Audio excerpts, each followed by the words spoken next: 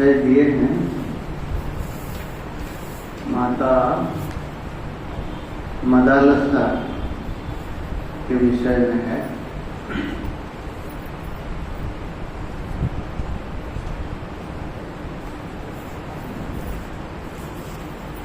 एक माता जो होती है,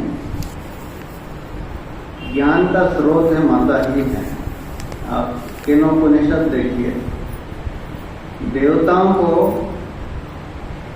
ज्ञान कराने वाली माता जी ही है। माता उमा मयूरवती। उमा जो है, ओम जो है ना, वो आगे पीछे कर देने से उमा हो जाता है। और उमा, उ से उमा अ करके उमा होता है। ओंकार ही। और आप देखिए, श्रुति माता है, गीता भी माता है, और ब्रह्म विद्या भी, विद्या जो है स्त्रीलिंग है ना, वो भी माता ही है। और गुरु भी माता ही है। त्वमेव माता च पिता त्वमेव, पहले माता कहते हैं। तो यहाँ मदालसा जो हैं बहुत बड़े ज्ञानी माता रहे, और अपने जो पुत्र थे, चारों पुत्रों को ज्ञानी बना दिए। कल देख रहे थे हम, जो ब्रह्मनिष्ठ हो सकता है, होगा, वही केवल दूसरे को ही ज्ञान प्रदान कर सकता है। ये परंपरा है। हम देखें ना, गुरु परंपरा में हमारा विद्या आती है। भगवान नारायण से लेकर के, ब्रह्मा जी से लेकर के, वही परंपरा, या शंकराचार्य से उनके शिष्यों पर होकर के भी धनराज गिरी जी महाराज हुए, चतुर्थ मंडलेश्वर महाराज जी, गोविंदानंद जी महाराज हुए, बड़े महाराज हुए, और शास्त्री जी महाराज हुए। परंपरा विद्या में कोई फर्क नहीं है, वही चीज जैसे को ऐसे ही आता है। और वही ज्ञान माता मदालसा को थी, जिसके कारण उन्होंने, ये तो रानी थी, वो उनके पति थे ऋतध्वज नाम के राजा थे, बहुत प्रतापी थे वो भी। जब उनका पहला पुत्र हुआ, तो पहला पुत्र जब हुआ तो माता ने उसको लोरी सुनाने लगी। सामान्य रूप से हम तो लोरी सुनाते हैं, तो लोरी सुनाते सुनाते उन्होंने ब्रह्म ज्ञान का ही उपदेश दिया बच्चों को प्रारंभ से। हम अपने को मनुष्य क्यों समझते हैं? हम जैसे लोगों के साथ रहेंगे वैसे ही हमारा व्यवहार होता है। आप विदुर जी बताते हैं, आप जैसे लोगों की सेवा करेंगे, जैसे लोगों के साथ रहेंगे, और जैसे बनना चाहते हैं वैसे बन जाते हैं। जैसे सफेद कपड़ा है, जैसे रंग में डालेंगे वैसे रंग हो जाता है। इसीलिए शास्त्र में सत्संग का इतना महत्व है, और कुसंग का भी उसी से दूर रहने के लिए भी कहा जाता है। जैसे महापुरुष का जो संग है अव्यर्थ होता है। हमारे में इतना प्रतिरोध नहीं है कि महापुरुष को रोक सके हम, क्योंकि वो सत्य पर खड़े हुए हैं, और हम, हमारे जो विचार है मिथ्या, झूठ पर खड़े हुए हैं। झूठ सत्य के सामने टिक नहीं सकती। और भगवान ने ये बताया, भगवान ने एक ब्रह्म भीषणा जो है मनुष्य में ही केवल दिया है, और ज्ञान जो है बुद्धि का पक्षपाती होती है। जैसे दर्पण में देखते हैं दूसरा आदमी है, लेकिन हमको पता है कि दूसरा नहीं है। आकाश नीला दिखता है, लेकिन बुद्धि में पता है कि आकाश नीला नहीं है। तो संसार मिथ्या दिखने पर भी, दिखाई देने पर भी, जब सत्य का पता लग जाता है फिर धोखा नहीं खाते हम। तो वही सत्य को माता ने जब पहला पुत्र हुआ, उनका नाम विक्रांत नाम दिए। राजा ने विक्रांत, राजा तो राजा है, सोचे कि चलो है ना क्षत्रिय कुल का है और विक्रांत मतलब बहुत शक्तिशाली बनेगा और विक्रमशाली बनेगा। और माता ने कही कोई बात नहीं, नाम से कोई मतलब नहीं होता है। कोई आदमी का नाम करोड़ी मत भी हो सकता है और कोई भिखारी भी हो सकता है और कोई करोड़पति भी है, उसका नाम फकीर चंद है, जैसे कुछ होता है ऐसे मिलेगा। नाम से कोई मतलब नहीं होता है। तो राजा तो समझाने तो पहले नाम विक्रांत दिया और उसको लोरी सुनाने लगी। जब लोरी है पूरा वेदांत का ही सार है। भगवान ने जो द्वितीय अध्याय में भगवद गीता में जो ज्ञान है दिए हैं कि हम शरीर नहीं हैं, शरीर में रहते हुए जैसे गाड़ी होता है, गाड़ी में आप यहाँ से दिल्ली जाते हैं, बाजार जाते हैं, मुंबई जाते हैं, जरूरत पड़ने से गाड़ी से निकल के आ जाते हैं। भगवान भाष्यकार ये शतश्लोकी में बढ़िया दृष्टांत देते हैं। मैं कोयम्बटूर में था, उस समय रात को 11 बजे पानी लेने गया, देखा कि एक लकड़ी, इतना छोटा सा लकड़ी, बहुत पतला होगा, चल रही है। मैं सोचा क्या बात है रात के 11 बजे, डर गया मैं। चल रहा है वो तो चल रही लकड़ी, मैं सोचा क्या है। ध्यान से गौर से देखा कि छोटे छोटे तिनका जोड़ करके एक बनाया है, एक इतना है ना, और उसके बीच में छेद में वो कीड़ा रहता है। तो भगवान भाष्यकार शतश्लोकी में लिखते हैं, कोई कीट जैसे अपने घोंसला बनाता है, जिंदगी भर उसी के अंदर रहता है और केवल मुंह बाहर रहता है और मुंह से आगे बढ़ता है, फिर जहां रुकना है लटक कर रह जाता है। ठीक वैसे हम भी ये शरीर जो है, शरीर में रहते हैं बचपन से लेकर के और 100 साल मान लीजिए, 100 साल जीते हैं। ऐसे हम हजारों करोड़ों छोड़ चुके हैं। फर्क इतना है कीड़े और हम में, कीड़ा उसको पता है कि मैं ये शरीर नहीं हूं, और हमको उल्टा है कि मैं शरीर हूं करके शरीर का जो सुख दुख को अपना मान लेते हैं। इसीलिए भगवान बताए, अजो नित्य शाश्वतोयम पुराणम न हन्यते अन्यमाने शरीर। एक श्लोक में जो 6 भाव विकार है, 6 भाव विकार को निषेध कर दिए हैं।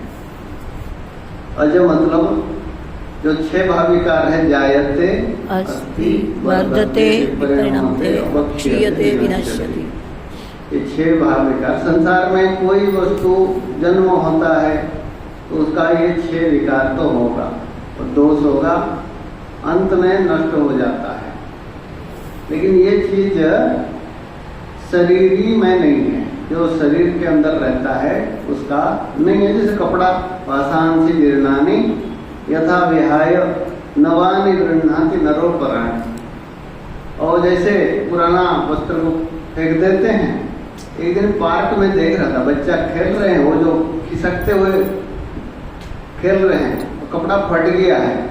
मैं बोला कि भाई खिसको मत, अपना कपड़ा फट जाएगा।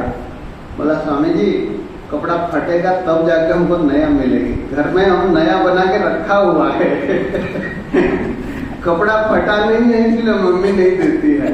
बोले ये फटने दो फिर। बोला ठीक हो। ऐसे देखिए शरीर में जैसे कपड़े में आसक्ति नहीं है, ठीक वैसे तो यहाँ माता ने उनको बताते हैं शुद्धोसी। तो दोष जो है शरीर में ही दोष होता है, जो वस्तु सावयव वाला होता है, माने अवयव जहाँ है उसमें दोष होता है। ऐसा उच्चारण करेंगे चलो।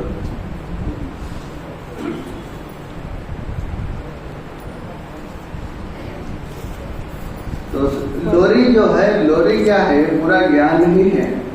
बच्चों को जब बचपन से ही ज्ञान देते हैं, आखिरी में जा करके वो ज्ञानी हो जाते हैं। सारे चारों बच्चे 52 पृष्ठ में हैं, 52-53।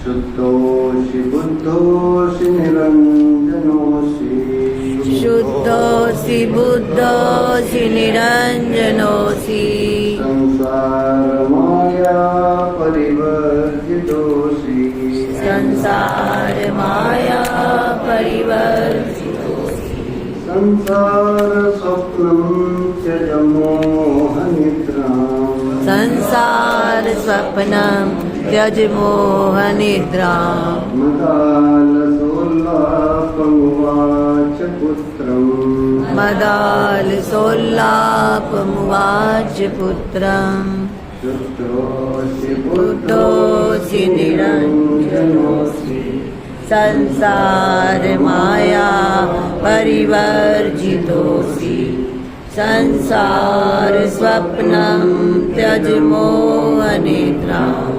मदालसोल्लापमुवाच पुत्रम्। मदालसा माता है, रानी है और ब्रह्म ज्ञानी है।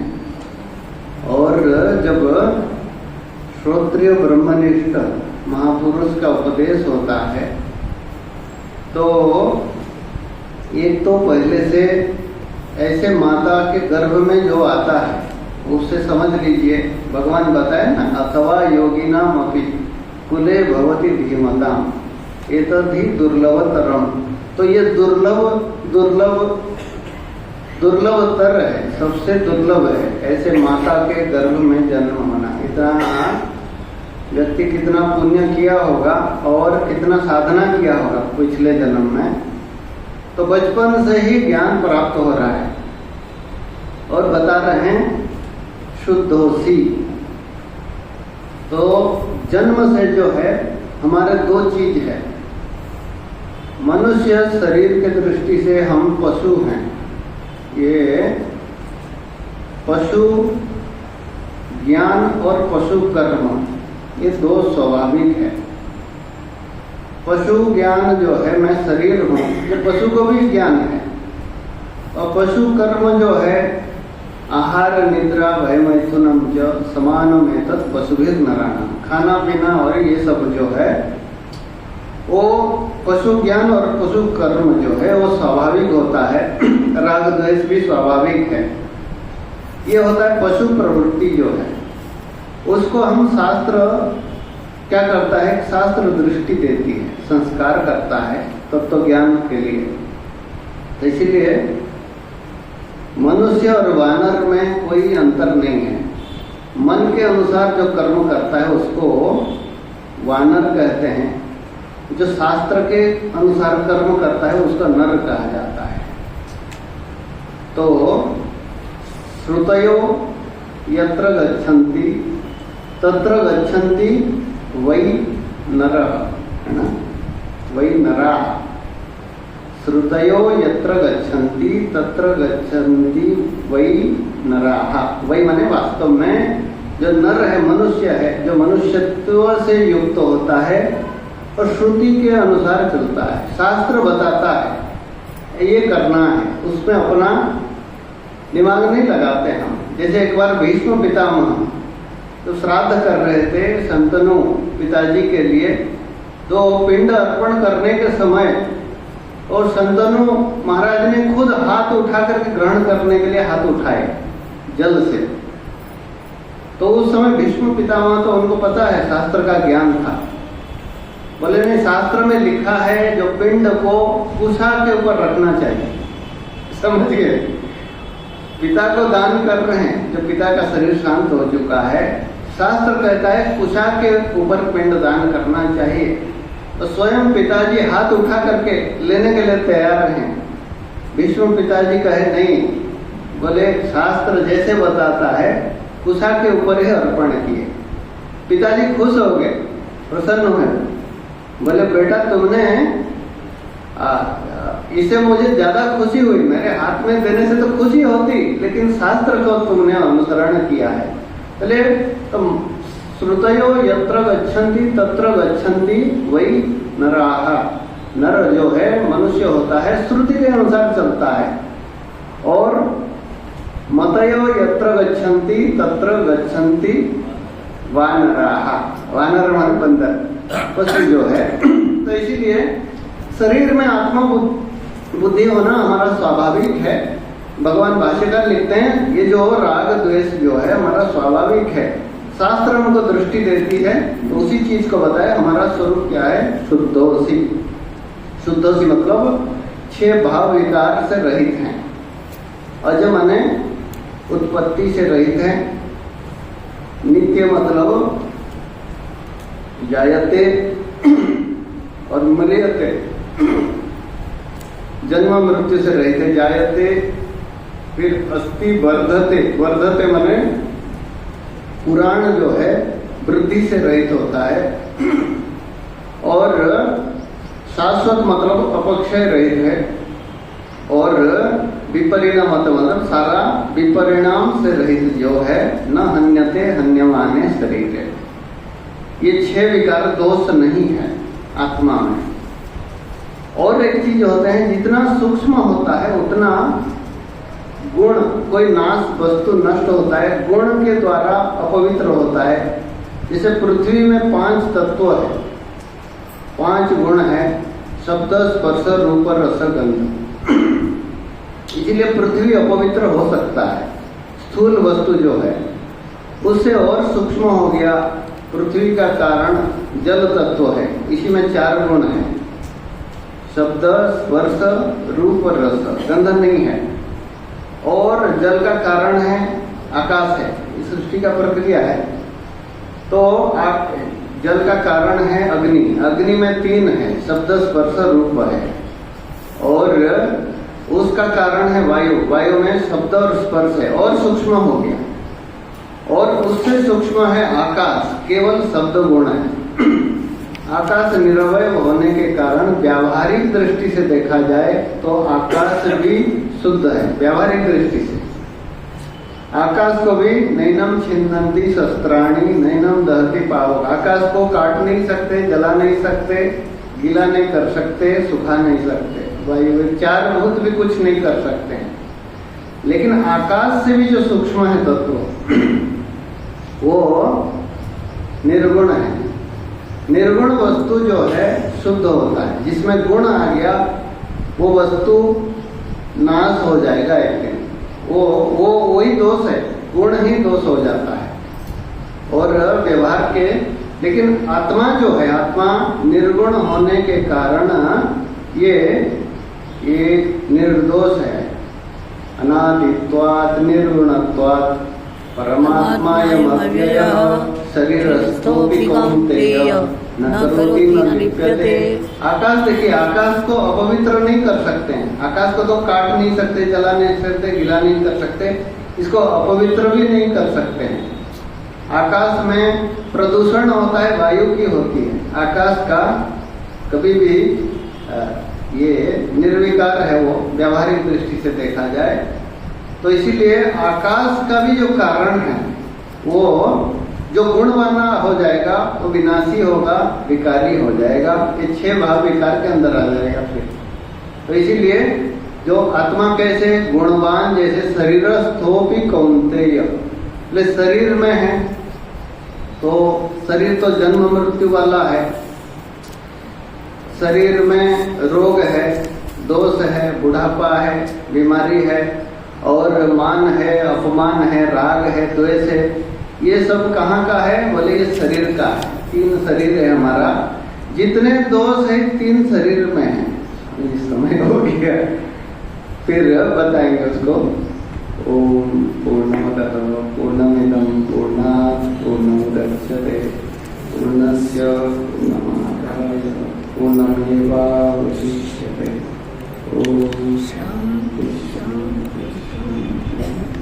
महाराज जी ने मदालसा प्रकरण में जो माता जी अपने पुत्र को ब्रह्म ज्ञान का उपदेश दे रही है, उपदेश हमने सुना। अब हम आचार्य स्वामी विवेकानंद जी महाराज से प्रार्थना करते हैं वे भी हमें अपने अमित वचन से कृतार्थ करेंगे।